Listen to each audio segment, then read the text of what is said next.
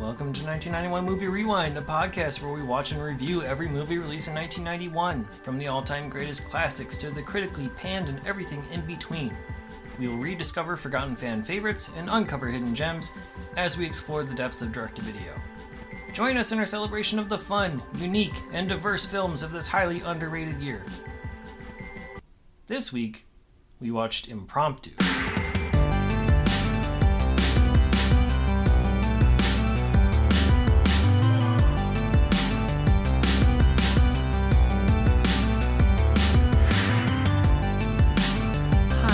Mikey. And this is John, and thank you for joining us on 1991 Movie Rewind.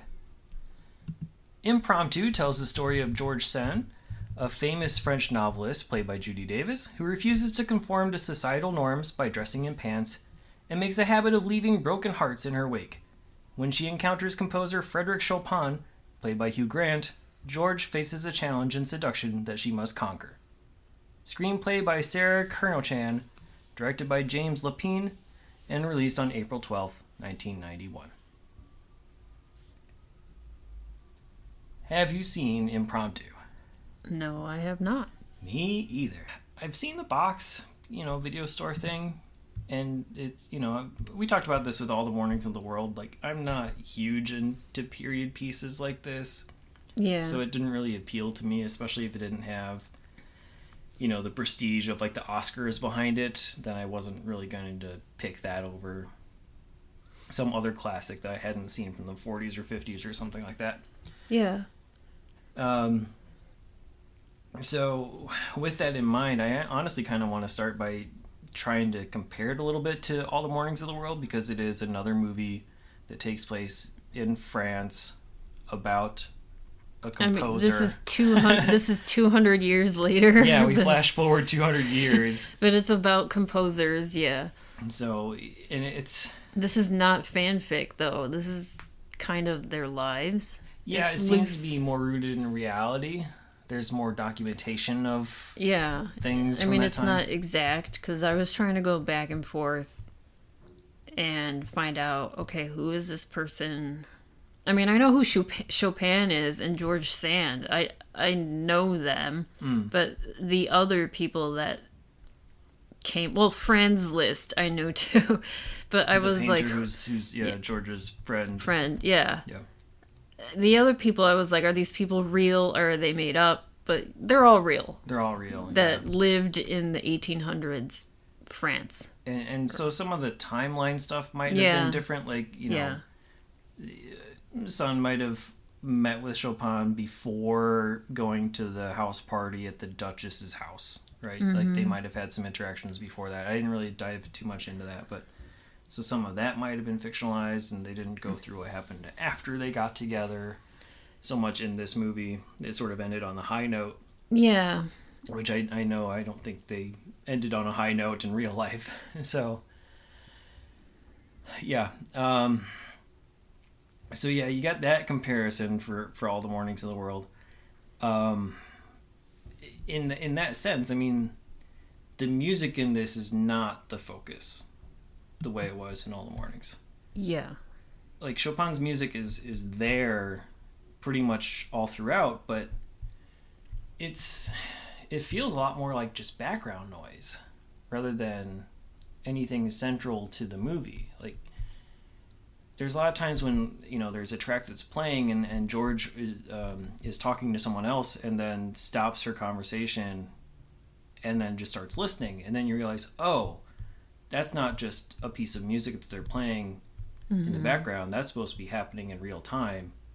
It's diegetic to the scene, and it just, my mind glosses over it. I don't know if you have the same. You have a better ear for music than I do. I tend to recognize it at the time sometimes, but it doesn't stick with me. So I don't know. What did you think of the music? Yeah, was it noticeable to you? Did it impact you at all? When they focused on it, there are times where they show Hugh Grant, who is Chopin, playing a piano alone in a room. Because it kind of, a lot of the times it's Georges Sand who aka Aurore. I mean, she has a longer name. Yeah. She was like a baroness. She's a writer. Aurore, yeah. She takes the pen name George Sand because, women couldn't be writers, basically. But, I mean, everyone knew who she was. Yeah. They knew that she was a she, and she was a very well-known writer. But anyways, like, the parts where, like, Chopin is playing in a room, and, like, kind of near the beginning where, she kind of hears it out of a window or something, she kind of stops, and she, like, leans up against a wall, and is closing her eyes. I mean, those are the part. I guess it's making you feel the music too. That's when I felt the music, is when she felt it, I guess. Yeah, I guess so. It just didn't have that impact for me. And I don't know if it's just because it's like a piece of classical music that's just sort of in the ether, right? Or if it's just that these are not the most well-known Chopin pieces that I mean, maybe they're more well-known than I'm not very cultured, right? So when it comes to when it comes to like classical music, I'm definitely not cultured. But like nothing really stuck in my head or kind of pulled me in, which I guess is kind of a good thing and a bad thing. It's bad because it means that it wasn't impactful, but it's good in that I was able to focus on the story and not get sidetracked by just listening to the music and thinking, oh well, shut up people, I'm trying to listen to this. Yeah, I mean, I don't know the name. I know I checked the soundtrack, and one of the first tracks is called Impromptu No. 1 in A flat minor. So that's kind of, how I got the name. Yeah, Impromptu is like a but I just don't know which piece. Right? Yeah, I don't know which piece. Maybe it was the first piece that she heard, and that's what she fell in love with, but I don't know. Yeah, I don't know either. And also a lot of times when he's talking to her, or, when he's playing music, it's not necessarily a finished piece. It's something that he's been trying to compose and work on, and so maybe that's part of it too. But yeah, overall, I mean, it wasn't super effective for me. The other thing that's working against this compared to All the Mornings of the World is that it's not anywhere close to being as painterly. Oh, right? No. I mean, there is a painter in this. There is a painter in this. And it is a real painter, Delacroix. Yeah, I think I said Delacroix. Friends List before, but yeah, that's... Yeah, Friends List is he's the other composer. Yeah. Delacroix is the painter. Like I said, they're all friends. I'm not cultured. They're all, people in the arts that all hang out with each other. It's like writers, you got painters and composers. They all hang out in the same circles and they're all friends. Yeah. That's what this is. Yeah. It's like the Rat Pack. But or the Brat Pack or whatever. 1800 style. Yes, exactly. But yeah, so even though there's a painter in the crew, in terms of like the filmmaking and the camera work, it's extremely flat. It's like lifeless. There's like no shadows. Sure, there's a couple pretty locations as an exterior, but a lot of stuff takes place indoors with very basic sets. So that kind of pulled me out of it too. Is, I was sort of hoping for a little bit more interest there, but it felt sort of like, I think this maybe aired as like a PBS masterpiece type of a thing, but it had like a TV vibe. Okay, I mean, I could see this on PBS. I'm sure it was theatrically released first and then maybe came to masterpiece later, because it did have some box office, but yeah, it wasn't nearly as dynamic of a filmmaking experience. So it has a couple things going against it, but it obviously had a lot more story than All the Mornings of the World. Yeah. So compared to that, there's a lot of exposition, there's a lot of characters. In fact, at the very beginning, there seems to be, non-stop character introductions.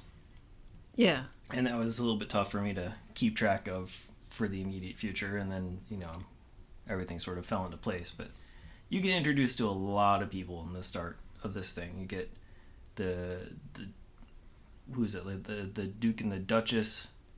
The one that throw the party. No, they come later. What's her title? Brenda Peters' title, Countess. She's a countess. Comtesse. Yeah. Countess Marie de Gault, and then Franz Liszt, her lover, who she cannot marry because she is being refused a divorce from the Count. I read, so I mean, I think in the movie that's what it looks like, but I was trying to read up on each of these people's lives. And like, is this, like, what's going on? So the Comtesse, she was in a marriage of convenience. So her husband allowed her to just do whatever she wants with whoever she wants. Mm-hmm. And same for him, I guess. And they he was married too? Yeah. Okay. They stayed married. They never got a divorce because, that just wasn't the thing back then. They just got married, out of convenience. But her lover for a really long time was Franz Liszt. I mean, she had 3 kids. This is where I was looking things up because every time they show her, she has a baby in her arms. Yeah. Yeah, and they jump forward in time a couple points. Yeah, and I was like, how many kids does she have? And I'm like, is that the same baby? But no. Yeah. That's what she had 3 kids with Franz Liszt, and then she had prior to that with her husband, she had 2 kids. So we're introduced to them. They're supposed to be, like the best friends of George. And the Countess wants to, I don't know, basically just be Franz's muse. Like, that's her whole purpose in life, is to do that. I think the point was to, get, like, how, okay, we're going to fast forward to the end. Mm-hmm. She wanted, in the movie, I don't know, in real life, it seemed as if she always wanted Franz to name a piece after her. Yes. And as like a joke, Chopin names a piece for her. Yeah. As like it's sort of like a dig. Yeah, it was a dig at her, not like as a, you were my muse. It was just... Yeah. Because of what happened. Yeah, because of the crappy stuff you did to try to... Yeah. To sabotage this pairing, I guess. Yep. And then Liszt just wants to be famous, I think. He just wants to make money and be famous. And he feels creatively impotent by her because she has a child, and the child is crying and it's distracting him. So he tries to run away to various different tours and then comes back, and each time she has more kids, and it's like a vicious cycle of unhappiness amongst them. It just seems, they just have a passionate love for each other, love-hate relationship. Yeah. Something like that. Like, he gets her pregnant, he's sick of her, she has the baby, comes back, sick of her and the baby, but yet they make another baby. Mm-hmm. And then the cycle happens all over again. Yeah.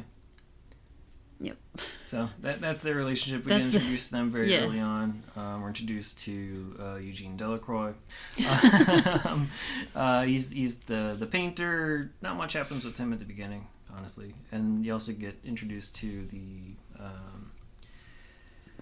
editor, because George goes to meet with the editor, Bellows, who's in Hudson Hawk in 1991. We'll talk about him more then, I guess. And Bellows is in a meeting with George's ex-boyfriend at the time, which we didn't know was the ex-boyfriend, or I didn't, Alfred de Musset, played by Mandy Patinkin. And that's sort of where we get our first little glimpse of the comedy side of things, because this is meant to be a romantic comedy of some sort. And so when George goes into the publishing office, whatever it is, like, whoever it is, like, announces, hey, George is coming, and like all of the people who are on the floor just kind of like perk up and sort of like, because she's at this point just a really well-known respected writer. Yeah, so it's like a respect and a fear type of reaction that they all get. Well, because the way she carries herself too is just very. And then when she gets gets closer to Bellosa's office, Alfred is there, and his initial reaction is to jump out the window because that's the only way out of the place. So that was semi-humorous, and he ends up hiding in the cabinets just to avoid being near her at the time.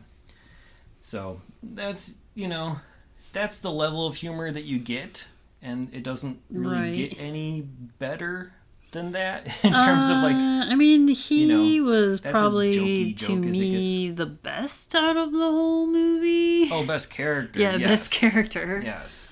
But I mean, yeah, in terms of like comedy, you're not gonna the horse stuff was funny. Yeah.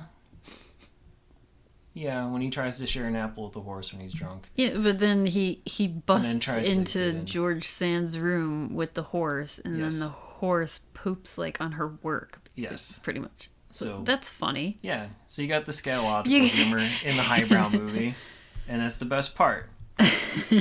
So take that as you will. In all honesty, I mean, this is basically it's an art house movie. Like, okay, All the Mornings of the World, that was meant to be, that's an art house movie. Oscar worthy. And like you knew going in, like this is who it's supposed to appeal to. If it's not meant for the everyman, right? If you like this type of movie, then you'll probably like that. This, I think, was trying to have some sort of crossover appeal with the comedic side of things. Right. But it's just so incredibly basic that it makes the whole experience worse. I think the only people who could possibly find this funny are the, I don't know how to explain it. It's like the art house crowd who they just don't know humor. You know what I mean? Like they don't have much experience with comedy, or they find everything funny. Yeah, I mean, I was reading reviews on this, even like current reviews, and people really liked this movie. I mean, and say it's one of their favorite romantic comedies. And I don't get it. Like, there's nothing that's funny about it. Like, most of the quasi jokes is like, I don't know.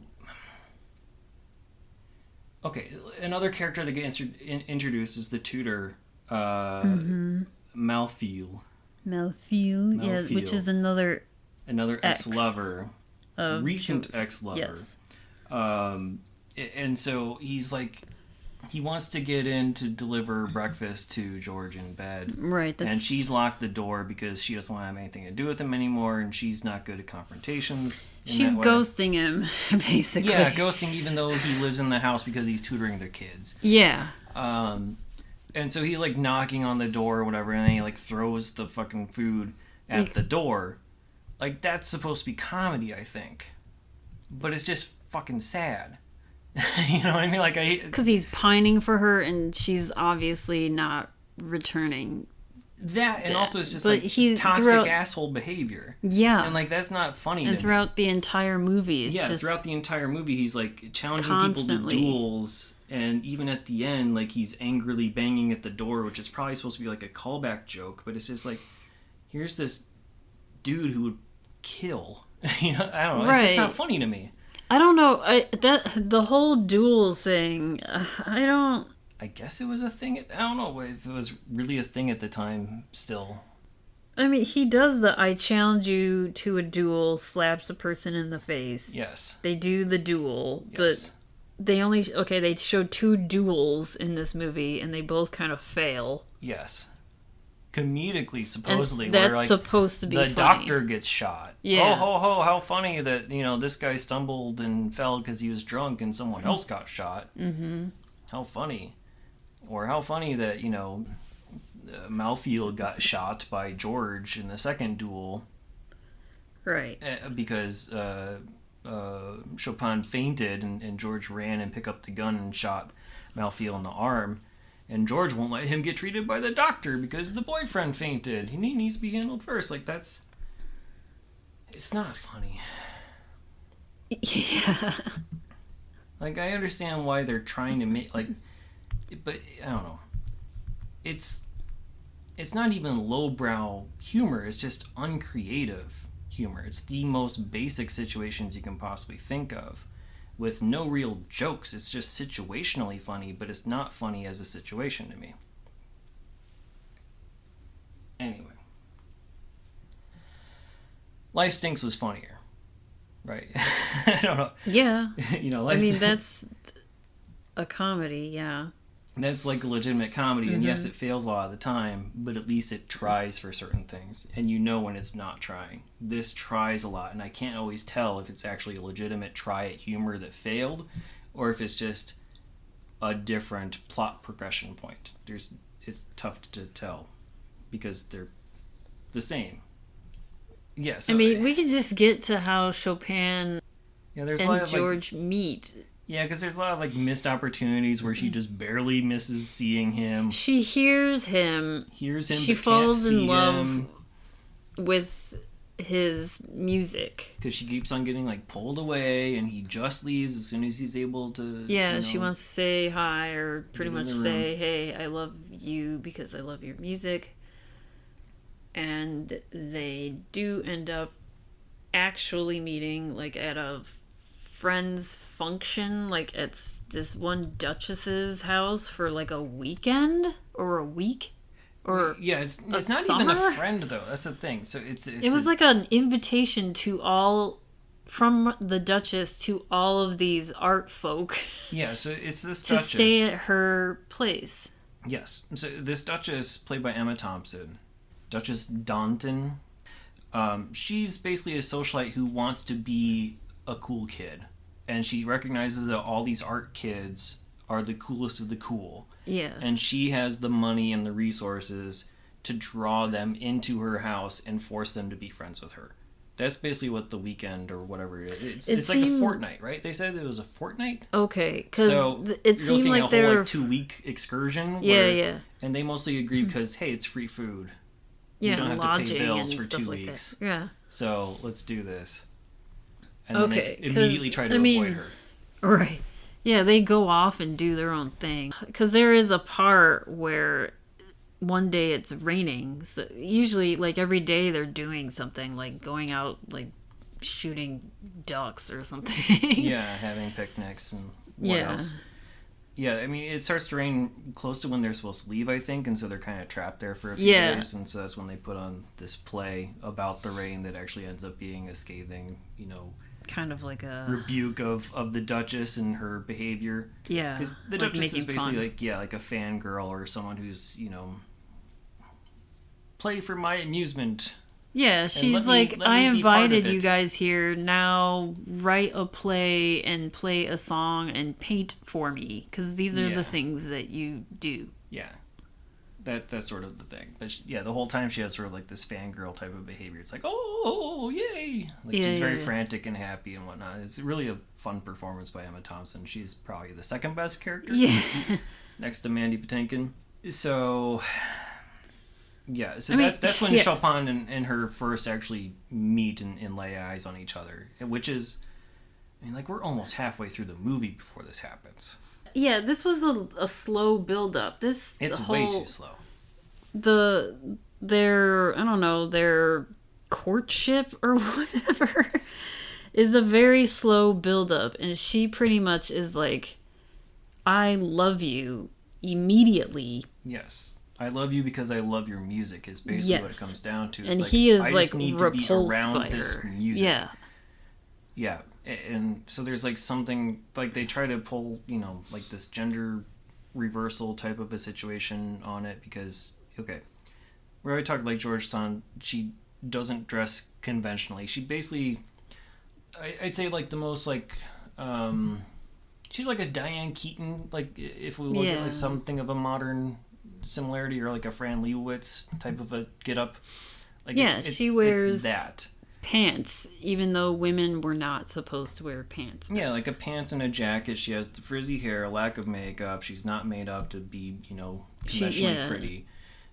She rarely wears dresses, but every once in a while she would wear a dress to around Chopin to be like, hey, I'm a pretty woman. Yeah, to elicit these responses and whatever, yeah. To get some sort of, reaction from him. Yeah. And then her friend, the Countess Marie, Bernadette Peters' character, she's like trying to sort of help her get him and basically say, look, Chopin's basically like a woman, you're basically like a man, treat it that way. That's sort of what she says. Mm-hmm. It's like, be super aggressive, like, do all the things that a man would do to woo a woman, do that to him. And then, eventually he'll fall for love you, but he is not responding to any of this. No. And he is just repulsed by her for the majority of this movie.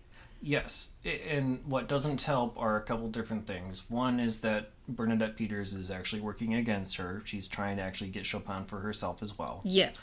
And two, you have Alfred, Matthew Patinkin, and you have Malfi, played by Georges Coraface, who are also at the party. Yeah, one all was of invited, her one was exes not. They show are up at the party and cause havoc and disruption and confusion and whatnot. Mm-hmm. And so, madcap hilarity ensues. Right. It's like, oh, this person wants this person, but this person wants this person. Mm-hmm. And it's just, like I said, it's the most basic crap. So that's where like the first duel comes into play. Basically, is like Malfi is there to protect her honor and make sure that no other man comes close to her because he wants her all for himself. And so he challenges Alfred to a duel. Alfred still kind of wants George as well, I guess, or at least does when he thinks he's going to die. And so you have like this quadrangle. I don't know, parallelogram of romance going on there. And you get through this long sequence, and they go through this play where it's very obvious that they're just making fun of the Duchess. And Chopin is the only one who doesn't want to take part in it because he didn't have any, role in writing it. And then once he, hears the play, he's supposed to accompany it with music. Once he hears what's going on, he's like, I refuse to take part in this bashing of our gracious hosts. And then, everyone goes on their separate ways. And so, like, we're more than halfway through the movie, and guess who are not together and don't even like each other at this point, right? George and Chopin. That was 45 minutes in, and I'm like, this is an hour and a half movie. Like, when are they going to get together? Yeah, are they just not going to... I honestly thought, like, at the end of the... are they not going to get together? I thought the Duke and Duchess party was basically going to be, like, the end of the movie because it felt so long. Yeah. And then they wedge in this part with the kids. All right, so George has 2 kids. And the Duke and the Duchess have 1 kid that they like tie up and like bully to start. And then George's children torture the host child. Like, I don't even know. At least to start until they get explosives involved. Until the child's like, hey, I know where my dad's gunpowder and whatever is. Like, let's go play with that. Yeah. And none of the adults give a shit that these kids are, doing. They can do whatever they want. Yeah, of course. Yeah, so they like blow up a frog. And then they put gunpowder into wood that will be put into the fire, which disrupts the play. But other than that, I mean, there's no point in having all these sidebars with the kids. The kids don't even need to be in the stupid movie at all, for my purpose. Like, unless to show that scene with the play scene. Because the kids were in that play. Yeah, I guess. That's a long way to go. I know. I mean, they could have just appeared and be like, oh, there's children all of a sudden. Right. But I don't know. Worked the play to not have them there. I don't know. But there's just a lot of, like, empty, wasted space is my point with that. They were stuck by the rain. They put on the play. They leave. And then time passes. No idea how much time passes. But... like, at this point, like, I'm not rooting for George. Like, I don't care what happens with her. Like, I'm not on her side necessarily. Yeah, I'm kind of like, just leave this poor guy alone, because all he wants to do is make music, and that's pretty much it. I don't know. The moral of the story is, like, no one takes a freaking hint in France. Like, Malfi, get the hell away. Yeah, the way that she is to Chopin is how Malfi is to her. Yeah.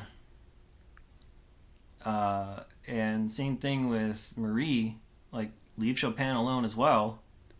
Yeah, no one can leave this man alone, and he just wants to play his music. And no one can leave anyone alone. They should all be leaving each other alone. Just leave each other alone so they can just go do their prospective work. I don't know. The only one that leaves someone alone properly is Eugene Delacroix, who like, basically, like, you know, has a quick fling, like, with throws himself on the Duchess, Emma Thompson. They have, like, a one-night stand, and then, like, you know, that's it. They're separate. He's just, that was a mutual thing. Yeah. So there's that. But yeah, Eugene really doesn't have much of a point in this story either. Like, I understand he's sort of like he's like a friend who gives guidance, and he also helps, like, unravel the mystery of why Chopin didn't fall for George's advances at the Duchess's house, which is basically George wrote this love letter, but Marie took her signature off and wrote her own name, so that Chopin thought that Marie wrote it instead of George. Mm-hmm. And that was also part of the issue. And then, like, Eugene helps uncover that that's what happened, basically. And, yes. You know, she's trying to sabotage this get-together. Yeah, I mean, years pass. I think it's like every couple of years, because they show the Comtesse with a new baby. And I'm assuming it's at least a couple years. Yeah, and she always has, like, bigger bags under her eyes, and she's looking, like, sicklier and sicklier as time goes on, because she's just worn down from these kids. And, I mean, she has a nanny, and this poor nanny is doing all the things. The only thing that the Comtesse is doing is breastfeeding. Basically. Yep. And the nanny does everything else. But she's tired. Yeah, she's tired. And she wants Franz Liszt to make more music and name them after her. That's... Yeah. So she doesn't leave him alone. No one leaves anyone alone. No. And then... No one's happy in this. Right. What a comedy. I mean, the love happens, or this pairing or get-together happens at the very end. Basically. Where George Sand, Aurore, because she announces herself at Chopin's house as Aurore, like Chopin's butler or whoever was like, Madame Aurore is here. Yeah, like the Baroness of whatever. The Baron, and she is that, but she just never uses that title. And he was like, who is that? And she enters, and she's like, that's my real name. Mm-hmm. She confesses about this letter, and then that's where he kind of softens. A little bit, but he doesn't fully believe her. Yeah, he doesn't really believe her, but he's starting to soften. Because I think maybe he fell in love with her words. She fell in love with his music. They fell in love with each other's work. Yes. This is what's happening. That's the idea. Yes. It just doesn't come across as much that way. He really liked that letter he thought that the Comtesse wrote. But not enough to get with the Comtesse. Yeah, not enough. He was moved by it. Mm-hmm. But when she said, you know, I wrote that letter, he's kind of like, no, blah, blah, blah. And then another 2 years go by, basically. Well, before that, though, I mean, part of the reason why he doesn't believe her is he thinks that there's a bet that she made. Oh, because the Comtesse told him that we made a bet that, you know... That George would seduce you next. Yeah. And so there's money on the line if you get with her.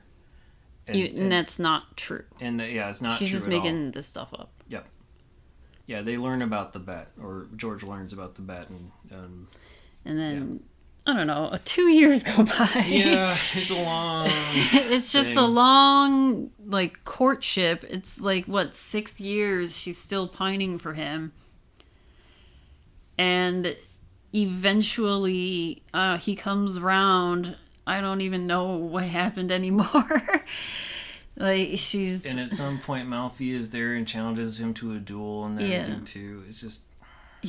I think Chopin finally was like, he finally figured it out on his own accord that George Sand was telling the truth all along. Yeah.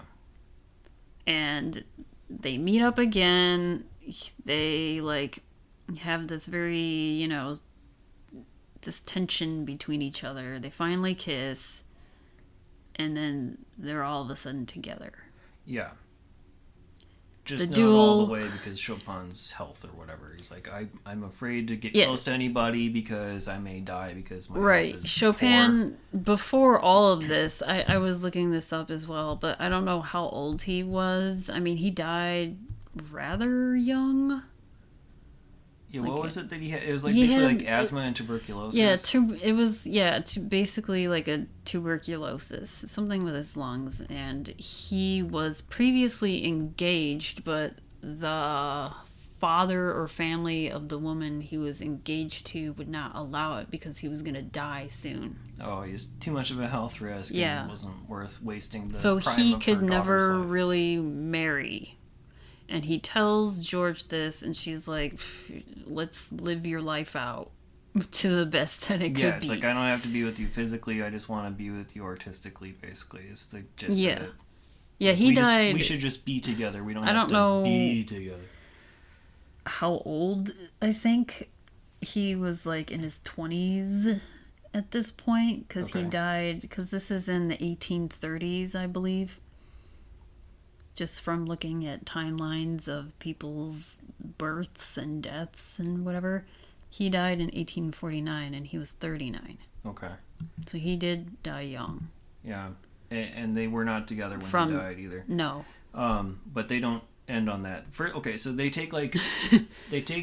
it's like, I don't know, 3/4 of the way of the movie when they finally get together. They show a montage and then they show of them being in love. Basically, like, right before the end credits, practically. Yeah. This is where I was like, oh, finally. I wanted to... From the time they got together to the end of the movie, I was like, things are happening. But, like, I don't know, the montage wasn't interesting at all. They could have just showed that as the whole movie. Just them being in love. There are other movies that cover that. I know that for a fact. Oh, okay. Or at least this was leading up to or at least like a long... Basically where this movie leaves off, they go through like this and then the deterioration of the relationship with like her and George's daughter and everything, and all the stuff that happened with that at some point in life that they do not cover here because they just carriage off into the sunset. Yeah, they carriage off and go on a trip together to Mallorca. They're going to Spain. But I mean, you know, by the time like the montage and stuff happens, like I don't care. I don't even want them to be together anymore. Like I don't care. It doesn't matter. The part that they got when they got together and then till the end, I was like, finally. I don't know. I guess it was like, meant to be. I don't know. Like everyone's an asshole. I don't care about them. Like I don't want them to win. I don't know. Life was different in 1830 French society. Probably not too different, I guess, overall. And then there's a part with George's mother, too, that also took up more time. So, I don't know. Like, she's a good actress. The mother, Anna Massey, played the mother, is a good actress, but I don't know. I was just bored with it. I didn't need a new character at that point. What do you think about the accent that Hugh Grant used, by the way? We haven't talked about it. Okay, so... He's like the only one that uses an accent, right? So this is in France. But and they Chopin... are all talking in English British accents. Yes. Except for Chopin. Chopin is Polish. Yes. And I was like, is he trying to do a Polish accent? But it kind of sounds like he's trying to do like an... Okay, he's English in real... Like, Hugh Grant is English. Yes. But he's trying... It sounded as if he was doing like an even more funnier version of an English accent, but also trying to be French. Yeah, it sounded like he was trying to do a French accent to me. Or just like some weird goof. It was very off-putting. Yeah, that and was... he was like the only one doing that. Right, because everyone had English accents. Including, Franz Liszt, he's not French fully. No, right? He's Hungarian. Yeah, he's Hungarian, but he didn't really have... I guess he did have a little bit of a different accent, didn't he? Right. Now I think about it. Delacroix is French, but he didn't really... Yeah, I don't know. Judy Davis, she had the British accent, and George Sand is French. Yes. Yeah, all the French people had British accents. All the non-French had French accents, I guess, or something close to it. Yeah. Some unidentifiable thing. Another weird aspect of things. Go through cast and crew stuff that we haven't talked about so far, because we didn't talk about too many of them. A lot of these actors are going to be in other 1991 movies, so we don't have to go too deep into them. Except for Hugh Grant, so if you... Yeah. Well, actually, he is in one more. Oh, really? Movie. Director James Lapine, I don't know. He's mostly known for, he wrote musicals. Not the music part, but he won 3 Tonys for Best Book, which is basically, the written word parts of musicals. Mm-hmm. Which I didn't know was an actual separate category, because I'm not cultured, right? But he wrote Into the Woods, just not the musical part. He wrote the storyline for Into the Woods. Okay.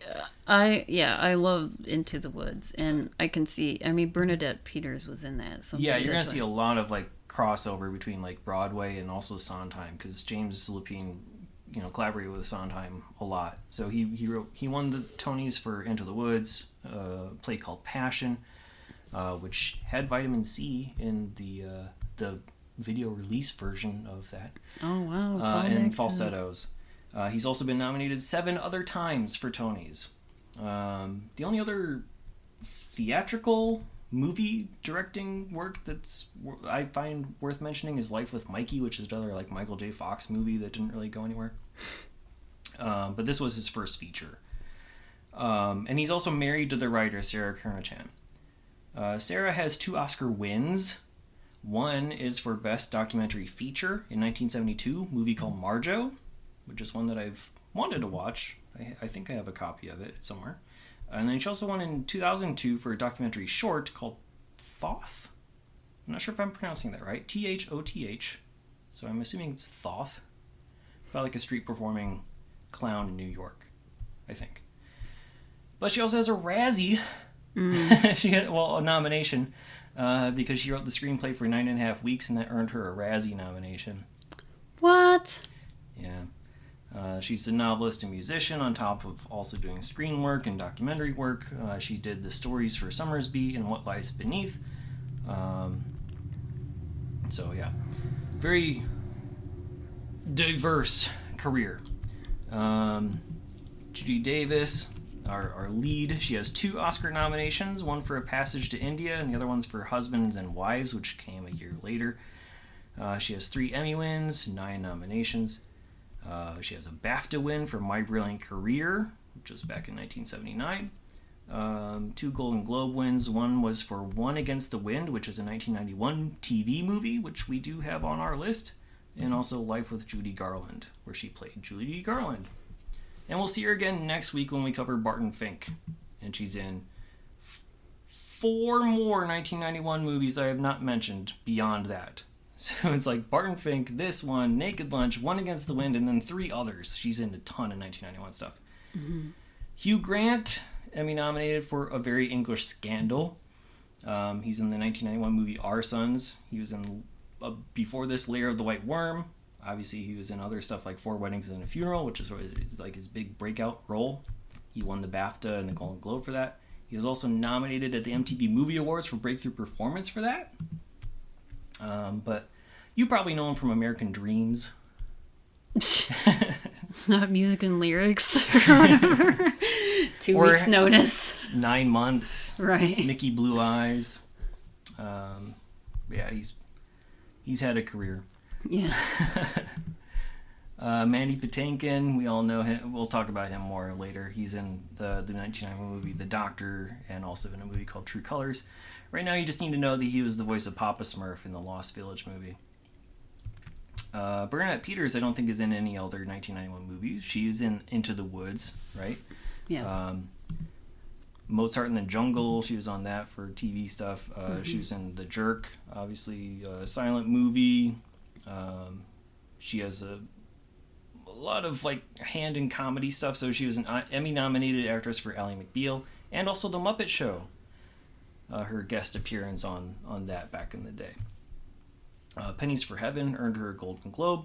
She was the Hasty Pudding Woman of the Year back in 1987, and she also has 2 nominations for the Stinkers Bad Movie Awards. So like a precursor to the Razzies for Worst On-Screen Couple. 2 years she had for The Jerk with Steve Martin.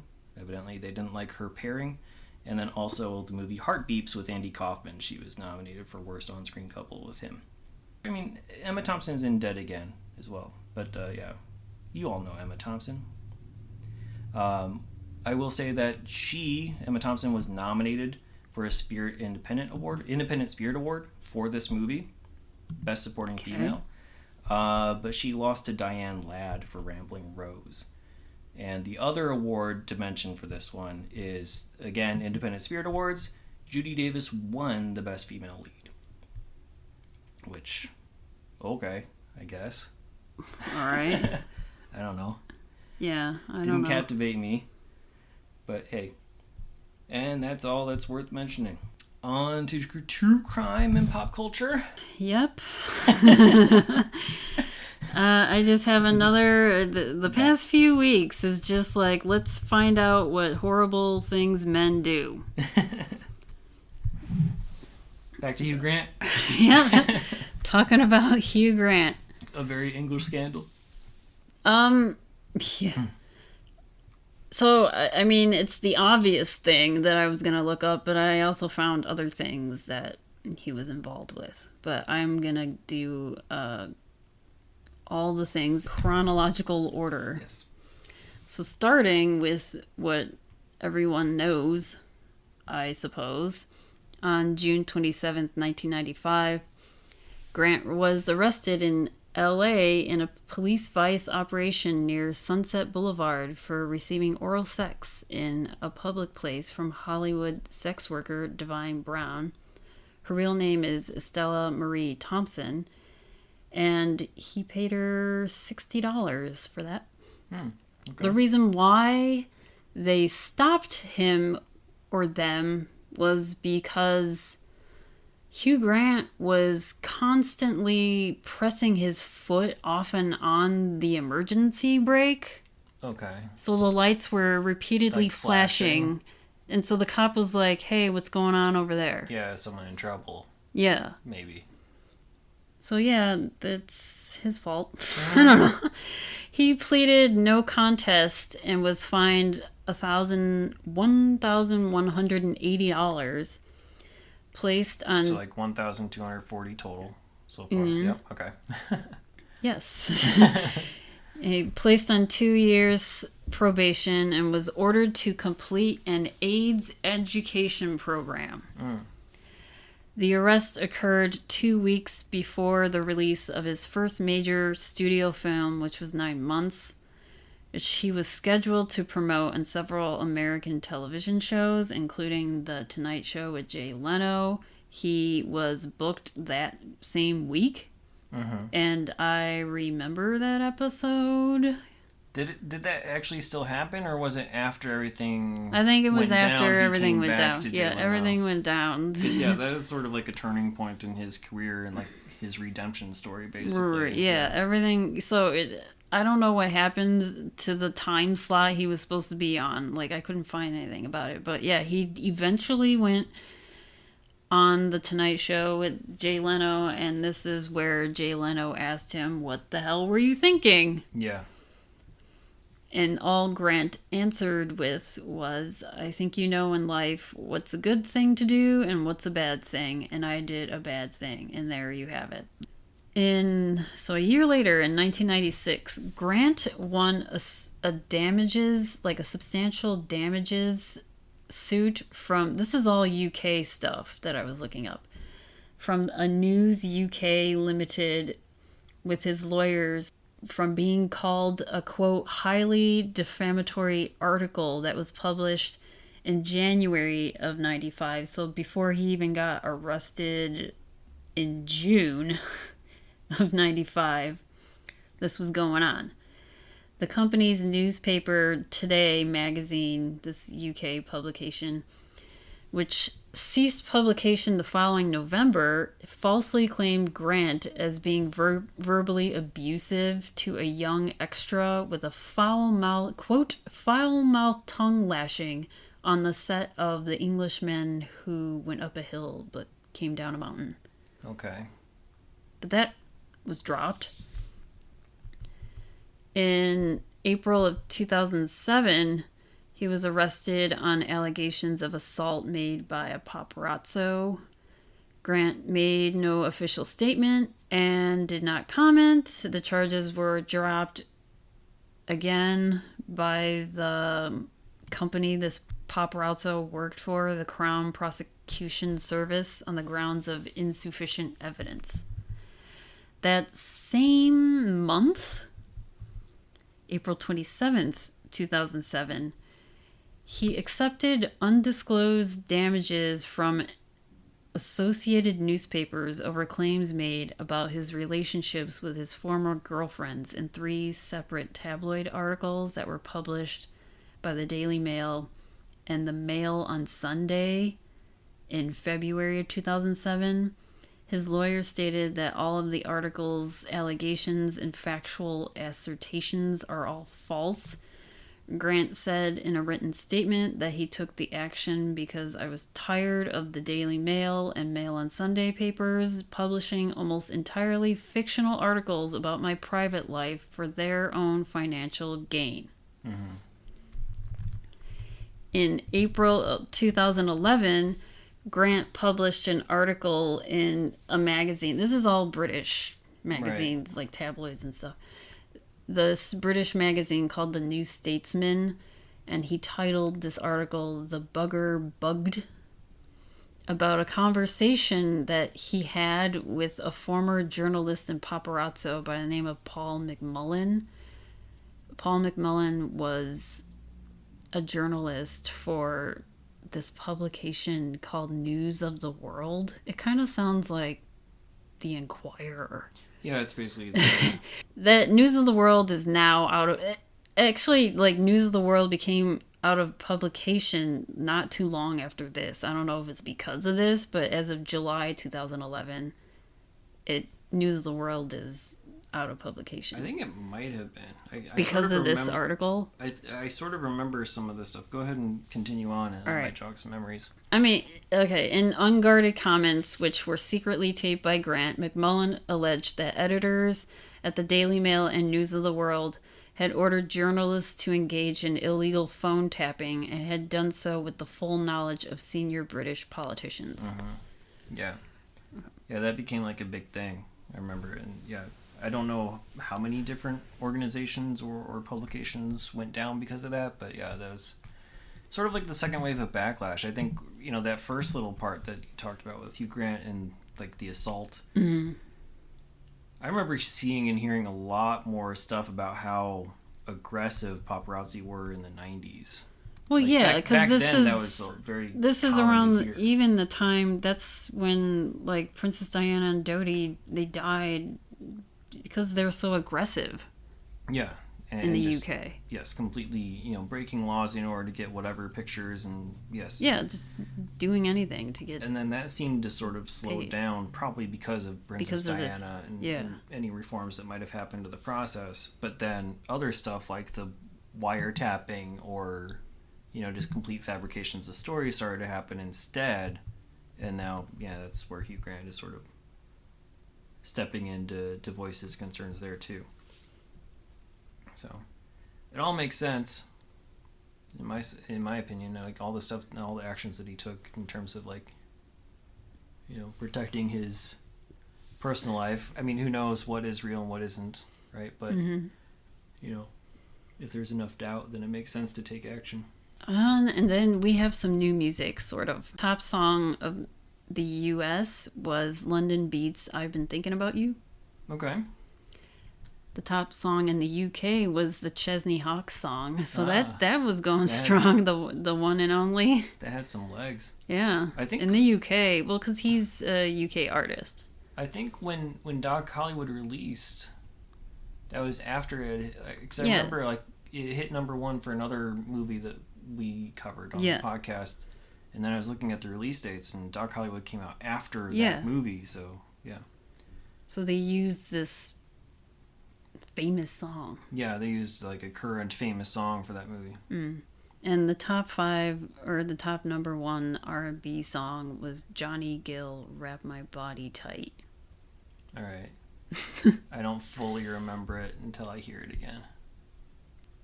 But no, we'll have the video hopefully up on the website. Yeah, if you can find it.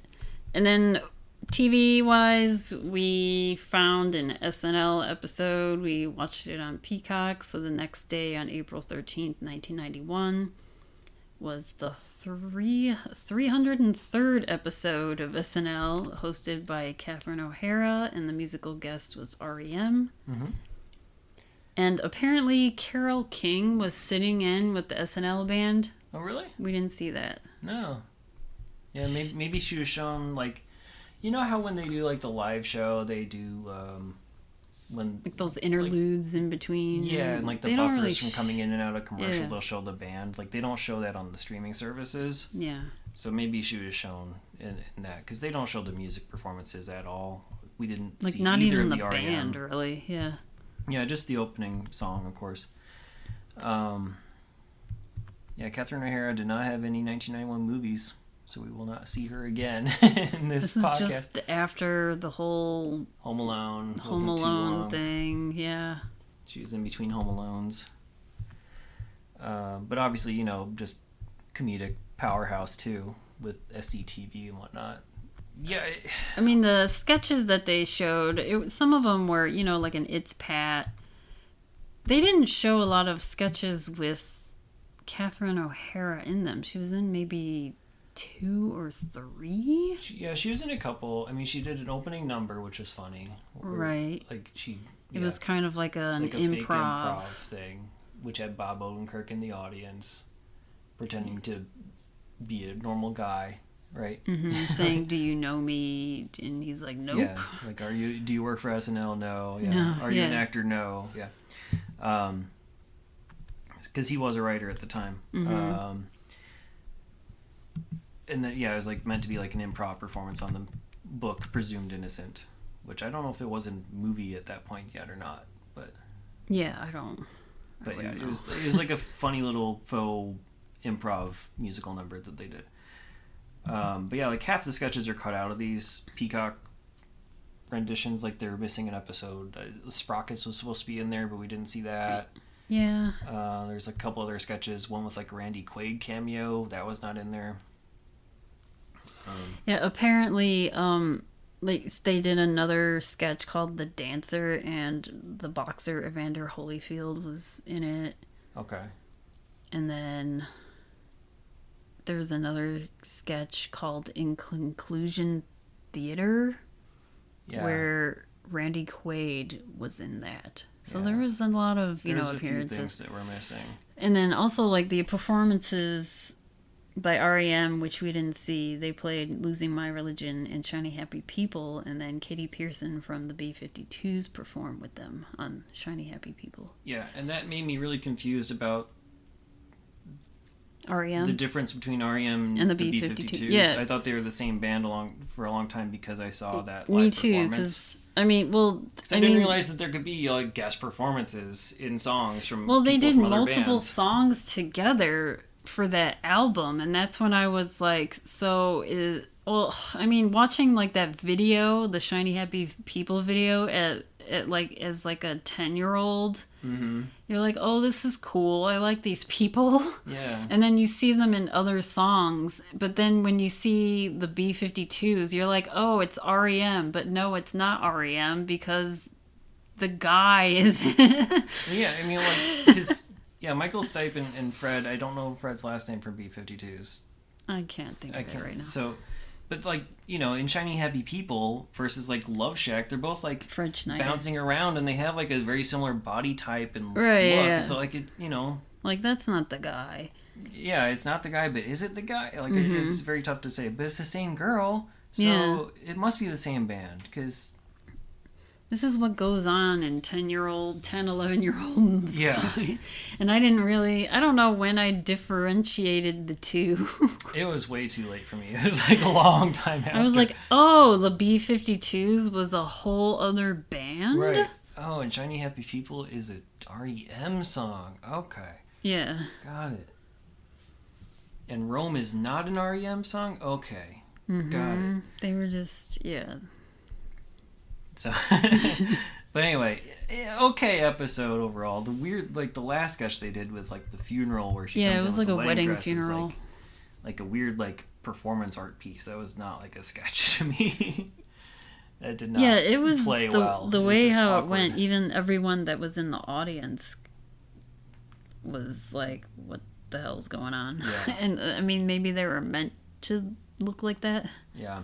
And one good one with Alec Baldwin. We had one bad one with Delta Burke. This is sort of like meh in the middle, but kind of leaning towards bad. I just wish I saw the musical performances. Yeah, I wish they would show everything, but we'll say that every time we come across an SNL episode. On to rankings and ratings we go. On your 1 to 5 star scale, where would you put Impromptu? I'm gonna give this a 2. Okay, 2 out of 5. On my 0 to 4 star scale, I just did not like it. I don't know. I thought I would like this a lot more than All the Mornings in the World, and I didn't, like, at all. I'm going to say it's probably a half star. I don't see much that's redeeming about it. Something I forgot to mention, like, okay, they talk about the impromptus at some point, like Chopin says, in the, to create like a good impromptu, the audience must not be able to guess at all the careful calculations behind it. Like it's supposed to seem like an improvised piece, but it's carefully constructed and whatever. It did not accomplish that goal. Right? It was just, I could see all of the stupid careful calculations and I was dreading every single one. So I'm saying half star. But every movie is worth watching once, I guess. Would you watch it again? No. No. I mean, I didn't hate this movie. I liked the last 20 minutes of this movie. I was checked out by the time that happened. No, I wouldn't watch this again. No, there's far... This is... Okay, if I would have seen this back in the day, it would have reinforced my decision to not watch period pieces. This would be a no, because it's... Yeah. But I mean, like, if I were to go and watch something like Sense and Sensibility... Yeah. I'd probably enjoy that. So, like, I'd rather watch something else. Let's watch some other 1800s movie and not this again. But if you want to watch Impromptu, as of this recording in June 2021, it's available on Tubi, Hoopla, digital rental, VHS, DVD. As always, check your local listings. You can listen to us on all of your major podcasting platforms. Please remember to rate, review, subscribe, and tell your friends. It really does help us out a lot. You can email us at 1991movierewind@gmail.com. Of course, you can follow us on Twitter, Instagram, Facebook, Letterboxd. Just search 1991 Movie Rewind or go to 1991movierewind.com for the full list of movies along with show notes and more. Next week, we'll join Judy Davis once again in the Coen Brothers' Barton Fink. That's available on digital rental, VHS, and DVD. We'll see you then. Thanks.